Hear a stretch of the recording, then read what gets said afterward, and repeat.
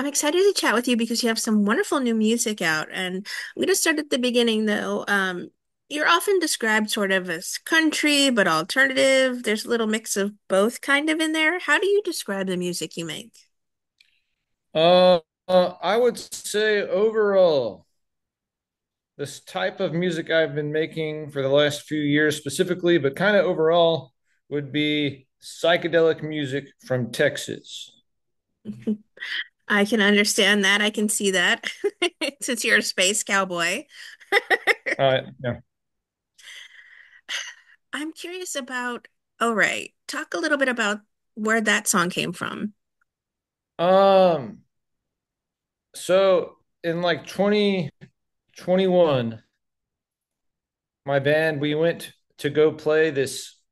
We got invited to play in Montana, Whitefish, Montana, on July 4th, 2021. And we hadn't been touring or any of that. It was kind of like a very strange time for live music, still is. But at the time, we hadn't really played any gigs outside of some random outdoor shows. So we planned this kind of strange, fun trip up to Whitefish, Montana. And we planned some outdoor gigs up there and back. And that's a lot of driving, and there aren't that many cities to stop in on the way. That makes sense if you're trying to get there as fast as possible.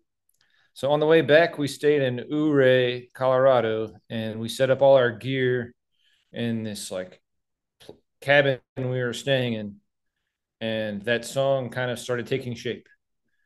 And then before we knew it, the song was like a live staple of our set. And sometimes I forget it's called Ouray. I just think of it as a song where we like howl.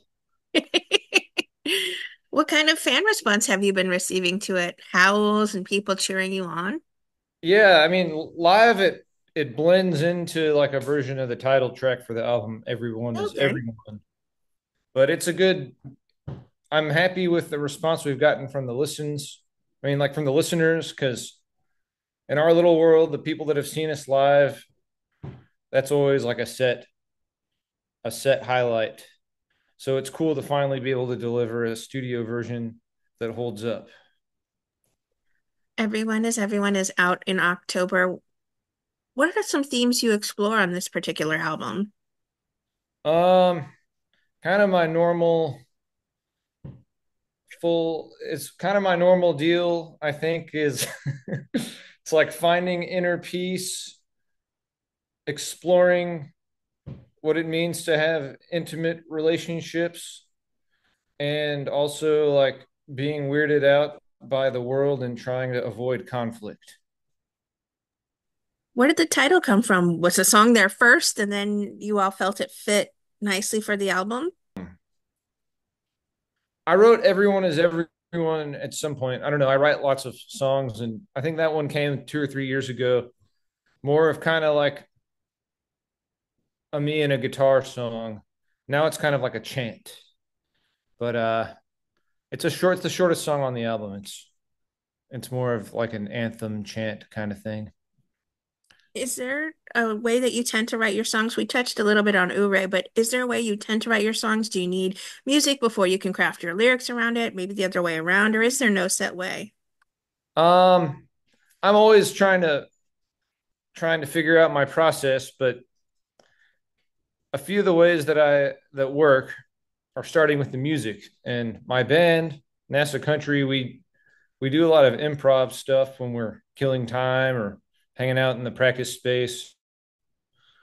And we got in the habit of recording the improv. And sometimes the improv song, sometimes the 15 minutes of whatever we did turns into like a melodic idea for a song structure. And then I'll put lyrics on top of that. Kind of my other method is to just write a bunch of words down on a page, pick up a guitar, and start singing the words, and then carving a song out of that. So that's kind of the two ways I've been writing songs these days, and I try to write several songs a week. Um, That's a good goal to have, but you probably crank them out real fast at this point. It's more like a need. And then like I don't a lot of them just get lost. It's kind of just like it's like anything. I mean, the ones that are good stick around. Right, right. Was how much of a hand then do you have on the production side of the music you make? Well, for this album and for this band, my bandmate Justin Boyd, who processes the guitar signals live through his modular synth setup, he produced this record, and he has a heavy hand in bringing the spacey psychedelic sounds. He basically like on this record he treated the vocals pretty heavily and did a lot of dubbing on the guitars. So a lot of the soundscapes and a lot of the reverbs and delays come from him. Basically, all the crazy sounding cool stuff is Justin's hand in it, and I Mhm. just said that sounds cool to me. Keep it in. Keep it Yeah. in. Is there a song on this particular album that you're most proud of that you crafted or one that stands out as a personal favorite for you for a reason? Um yeah, I mean there's some great rock songs on the album, but the second half ends with a 6+ minute song called Sunday Blues, and that one's a slow burn, heavy vibes, love song. And same with the last track, Into the Great Unknown. That's definitely my favorite song I've written in years. And they're both kind of similar thematically, and they ironically talk about the same the same setting, just like hanging out, sitting on the couch and stuff. When I sing them, I see the neighborhood and everything. It's just funny they're back to back on the album. This is your sixth album and your second with NASA Country, and it's maybe your strongest body of work yet as a group. What do you hope lingers with people that explore everyone is everyone? I hope that they have fun, and they have a I hope that they have a meaningful listen, and that it brings them some sort of inspiration or joy, and that it makes them feel good overall.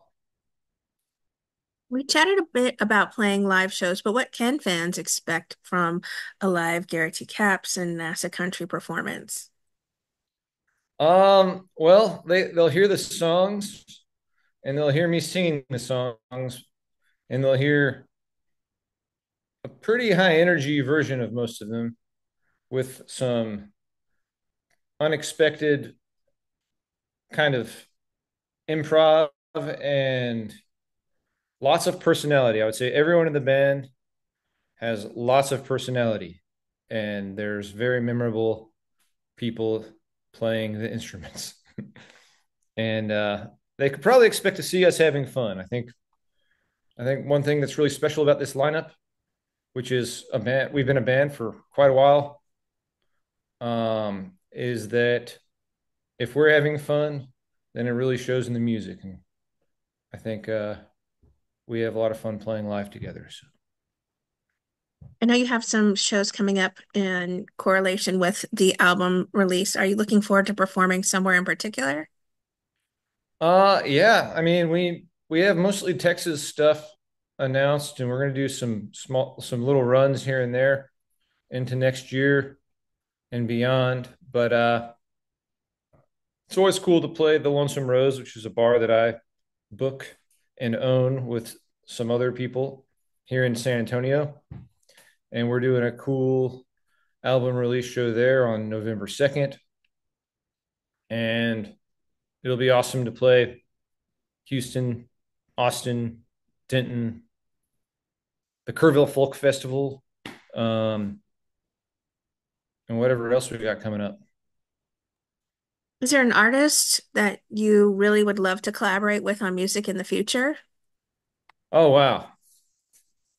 I mean, there's too many to even name. I start with my friends, and then I don't even know where to begin with that because I'm just such a music freak. It's like sometimes I'm always seeking inspiration from most of the music I love, but the idea of collaborating with somebody doesn't cross my mind that often unless it's just a perfect match. What would you like to say then to everyone who are fans and supporters of the wonderful music you make as solo artists and as this group together? Thanks for listening. I hope that you're having a good day.